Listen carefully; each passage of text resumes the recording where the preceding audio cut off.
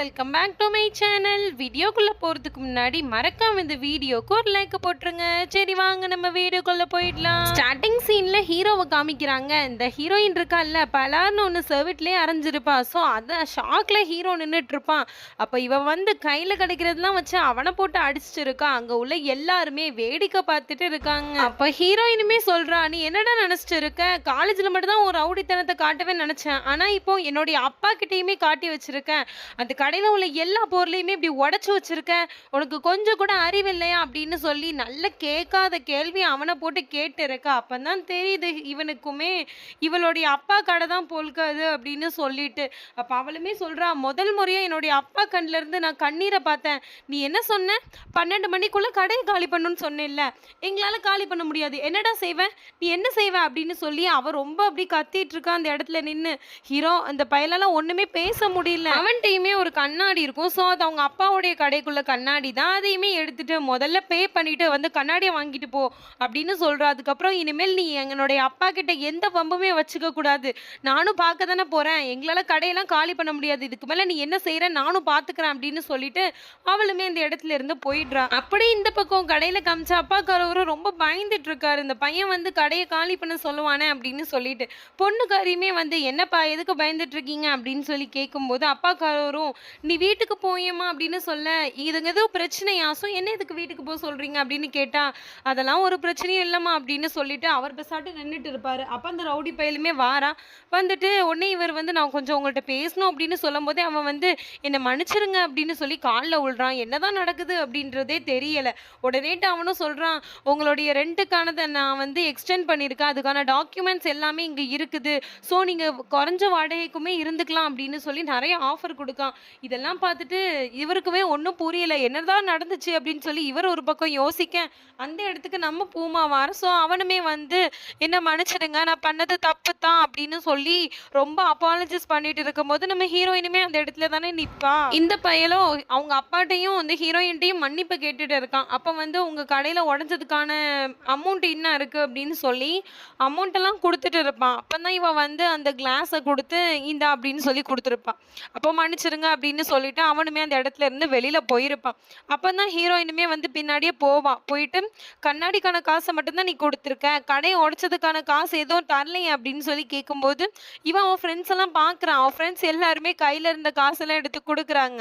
அப்போ வந்து இவளுமேட்டு அப்படி நின்றுட்டு இருப்பாள். அப்போ இவன் இப்போதைக்கு என்கிட்ட இவ்வளோதான் இருக்கு, மிச்சத்தை நான் பேர வாட்டி தாரேன் அப்படின்னு சொல்லி அவள் கையில கொடுக்குறான். அப்பதான் அவன் வந்து அந்த இடத்துல இருந்தே போறான். இவ்வளோ அசிங்கப்பட்டு அவமானப்பட்டு ஹீரோயின்ட்ட அடியெல்லாம் வாங்கி இந்த பையன் ஹீரோயின் போனதுக்கு அப்புறம் அவளை பார்த்து சிரிச்சிருக்கான். என்னதாண்டா நடந்துச்சு, காதல் என்ன இப்படியாடா உன்னை மாத்தும் அப்படின்ற மாதிரி தான் இருக்கு. அப்படி இந்த பக்கம் பார்த்தா அந்த ரவுடி பையன் இருக்கான்ல, ஸோ அவன்கிட்ட போய் இவன் வத்தி வச்சுட்டான், இந்த பூமாவால தான் எல்லாமே, ஸோ இவன் தான் வந்து இப்படி பண்ணான் அப்படின்னு சொல்லி எல்லாத்தையுமே சொல்லிட்டான். அதுக்கப்புறம் இவனை கூப்பிட்டு கேட்க சொல்ல அவனுமே சொல்றான், அந்த கடையை அவங்களால காலி பண்ண முடியாது, ஸோ அதுக்கான ரெண்டை வேணா கூட கொஞ்சம் நான் உங்களுக்கு தரேன் அப்படின்ற மாதிரி சொல்லும்போது இந்த பையன் இருக்கான்ல, ஸோ அந்த ரவுடி பையன் அவன் வந்து இவன் பேசுறதே கேட்க மாட்டேங்கிறான். அந்த நாய் கொலைச்சிட்டே இருக்குன்னு சொல்லிட்டு அந்த நாய்கிட்ட நாயை அடிச்சுட்டு சொல்றான், இந்த என்ன பாஸ் கிட்ட இப்படிதான் பேசுவியா, உனக்கு அறிவில்லை அப்படின்ற மாதிரி இவனை சொல்ற மாதிரி அந்த நாய்கிட்ட சொல்லிட்டு இருக்கான்.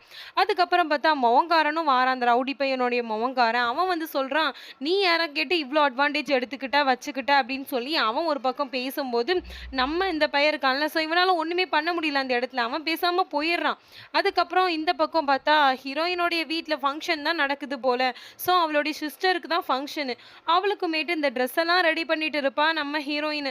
அப்போ அந்த பொண்ணுக்குமே ஃபோன் வந்துக்கிட்டே இருக்கு. அப்போ ஃப்ரெண்டுக்காரி சொல்றா, யாரடி உனக்கு ஃபோன் பண்றா, புது நம்பரா இருக்கு அப்படின்னு சொல்லவுமே எனக்கு தெரியலையே அப்படின்னு சொல்லும்போது இந்த பொண்ணோடைய ஃபேஸ் லைட்டாக மாறுது. இதை ஹீரோயினுமே நோட்டீஸ் பண்ணிட்டு அந்த பொண்ணை வெளியில் அனுப்பிட்டு என்னாச்சுடி யார் இந்த ஃபோனில் அப்படின்னு சொல்லி கேட்கும்போது, இங்கே பாரு நான் ஒருத்தனை லவ் பண்ணேன், ஆனால் அவன் வந்து நிறைய பொண்ணு கூட அஃபேர்ஸில் இருக்கான், ஸோ அதெல்லாம் எனக்கு தெரியாது, அதுக்கப்புறம் தெரிஞ்சதுக்கப்புறம் நானுமே விட்டுட்டேன், அதுக்கப்புறம் தான் என்னுடைய அப்பா ரோஹனுக்கு வந்து என்னை கல்யாணம் பண்ணி கொடுக்குறேன்னு சொன்னார், ஸோ இப்போ வந்து அந்த பையன் என்னை மிரட்டுறான் அப்படின்ற மாதிரி சொல்லிட்டு இருக்கும்போது சரி நீ ஃபோன் அட்டன் பண்ணு அப்படின்னு சொல்லி ஹீரோயின் சொல்கிறா. அதுக்காக வேண்டி இவளுமே ஃபோனை அட்டன் பண்ணுறான். அட்டன் பண்ணோன்னே அந்த பையன் சொல்கிறான், என்னம்மா உனக்கு கல்யாணமாமே, எனக்கு தெரியவே இல்லையே, நீ என்னை இன்வைட் பண்ணவே இல்லையே அப்படின்ற மாதிரி சொல்ல அதுக்கு அந்த பொண்ணும் அமைதியாக தான் நிற்கிறான். ஸோ இவனுமே வந்து இங்க பாரு என்ன நீ இன்வைட் பண்ணனா உனக்கு நான் நிறைய கிஃப்ட்ஸ் கொண்டு வருவேன்ல. ஸோ இன்வைட் பண்ணாலும் பண்ணலைனாலும் நான் அந்த கல்யாணத்துக்கு வருவேன் அப்படின்னு சொல்லிட்டு ஃபோனை வச்சிடுறான். இந்த பொண்ணுக்கு அழுகையா வருது. என்ன செய்யறதுன்னே தெரில. இப்போ ஹீரோயினுமே திட்டுறா. உன்னை யார் இந்த மாதிரி பையனை போய் லவ் பண்ண சொன்னா அப்படின்னு சொல்லிட்டு. நான் என்ன நினைச்சேன், அவன் நல்ல பையனா தான் இருப்பான்ட்டு நினைச்சேன் அப்படின்னு சொல்லி இவ ஒரு பக்கம் சொல்ல, என்ன ரிவெஞ்ச் எடுக்கக்காண்டி தான் இவன் இப்படிலாம் பண்றான் அப்படின்ற மாதிரி இவ ஒரு பக்கம் சொல்லிட்டு இருக்கா. இதெல்லாம் பார்த்துட்டு இவளுக்கு வந்து இந்த அவன் இருக்கான்ல பூ மாசம் அவன் ஞாபகம் தான் வருது. அப்படி இந்த பக்கம் நம்ம ஹீரோவுக்கு மறுபடியும் அந்த ரவுடி பையன் ஃபோன் பண்ணி கூப்பிட்டுருப்பான். ஸோ அவன் என்னன்னு சொல்லி பார்க்கறதுக்காண்டி போயிருப்பான். அவன் பையனுக்கு ஒரு சில அமௌண்ட் எடுத்து வச்சிருப்பான். ஸோ அவன் பையனுமே அதை எடுத்துட்டு போயிருப்பான். அப்போ இந்த பையன் வந்து நம்ம ஹீரோ இருக்கான்ல, ஸோ அவன் வந்து அப்படியே அமைதியாகவே நின்றுட்டு இருக்கான். இவன் இந்த ரவுடி பையன் பேசுறதுக்கு எதுவுமே ரிப்ளை கொடுக்க மாட்டேங்கிறான். அதுக்கு அவனுமே சொல்றான், நான் வந்து உன்னை என்னுடைய பையன் மாதிரி தான் நினச்சேன், அதனால தான் உன்னை கண்டிச்சேன். ஸோ நீ எனக்கு எப்பவுமே என்னுடைய பையன் தான்ப்பா, அதனால நீ இந்த அமௌண்ட்டை எடுத்துக்கோ, என் மேலே உனக்கு எதுவும் கோவம் இல்லைல்ல அப்படின்னு சொல்லிட்டு ஒரு மாதிரி அவனை சமாதானம் பண்ணி அவனை அனுப்பி வைக்கிறான். அவனுமே பைக் எடுக்க போறான். டக்குன்னு பார்த்தா அவன் ஃப்ரெண்டு ஃபோன் பண்றான். டேய் என்னடா ஆச்சு அப்படின்னு சொல்லி அவன் கேட்க இவன் சொல்றான், இல்லடா அந்த நம்ம ஹீரோயின் இருக்காங்கல்ல, ஸோ அவங்களுக்கு கல்யாணம்னு நினைக்கிறேன். அவங்க வீடு ஃபுல்லாமே அப்படி டெக்கரேட் பண்ணி வச்சிருக்கிற மாதிரி இருக்கு. 100 அன்னைக்கு தாண்டா கல்யாணம் அப்படின்னு சொல்ல இவன் பைக்கை கூட எடுக்காம அப்படி வெரசலாட்டு அப்படி ஓடி போறான். போயிட்டு அவன் வீட்டில் போய் பார்த்தா டெக்கரேஷனா இருக்கு.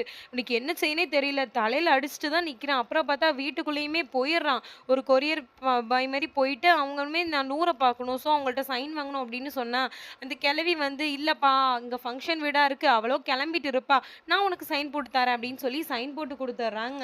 அப்புறம் பார்த்தா நம்ம ஹீரோ இருக்கான் இல்லையா, ஸோ அவன் எப்படிதான் போறது அப்படின்னு சொல்லி யோசிச்சு இருக்கும்போது நம்ம நூறுடைய அப்பா வந்து பிளம்பர் இன்னும் வரலையா அப்படின்னு சொல்லி ஃபோன்ல கத்திட்டு இருப்பாரு. தென் இவனுமே வந்து பிளம்பர் வேஷம் போட்டு அப்படியே உள்ள போறான் நூறுடைய ரூமுக்கு. நூறு வந்து கிளம்பிட்டு இருப்பான். ஆனா பின்னாடி பார்த்துருக்கவே மாட்டா. பிளம்பர் தான் வராரு அப்படின்னு சொல்லிட்டு அமைதியா நின்றுட்டு இருப்பாள். இவன் வந்து கதவை தாழ்பால் போடுறான். அப்புறம் தான் தெரியுது நம்ம ஹீரோயினுக்கு இவன் வந்திருக்கான்னு. இவன் நம்மள ரிவெஞ்ச் தான் எடுக்க வந்திருக்கானோ நம்ம ஃப்ரெண்டு சொன்ன மாதிரி அப்படின்னு சொல்லி ஒரு நிமிஷம் முழிக்கிறா. டக்குன்னு ரொம்ப க்ளோஸ்ல வந்துடுறான். வந்துட்டு உனக்கு கொஞ்சம் கூட புரியாதா, ஏன் நீ இப்படி இருக்கிற அப்படின்னு சொல்லி கேட்டா எனக்கு என்ன புரியணும் அப்படின்ற மாதிரி அவ பார்த்துட்டு இருக்கா. இதெல்லாம் என்னுடைய அப்பா தான் இப்படி எங்க அப்பா கண்டி தான் இப்படி பண்றேன் அப்படின்ற மாதிரி இவ சொல்ல, ஓ அப்போ உங்க அப்பா உன்னை ஃபோர்ஸ் பண்றாரா, நான் போய் சொல்லவா இந்த கல்யாணத்தை நிப்பாட்டவா அப்படின்ற மாதிரிலாம் பேசிட்டு இருக்கா. நம்ம ஹீரோயினுக்கு சுத்தமா புரியல. அதுக்கப்புறம் வந்து இல்ல இது ஸ்வீட்டியோட லைஃப் அப்படின்னு சொன்னா, ஸ்வீட்டி யாரு, அவன் ஏன் உன்னோட லைஃப்பை முடிவு பண்றதுக்கு அப்படின்ற மாதிரி அவன் தனியா கேட்டு இருக்கான். என்னடா வம்பா போச்சு அப்படின்ற மாதிரி நம்ம ஹீரோயின் பார்த்துட்டு இருக்கா.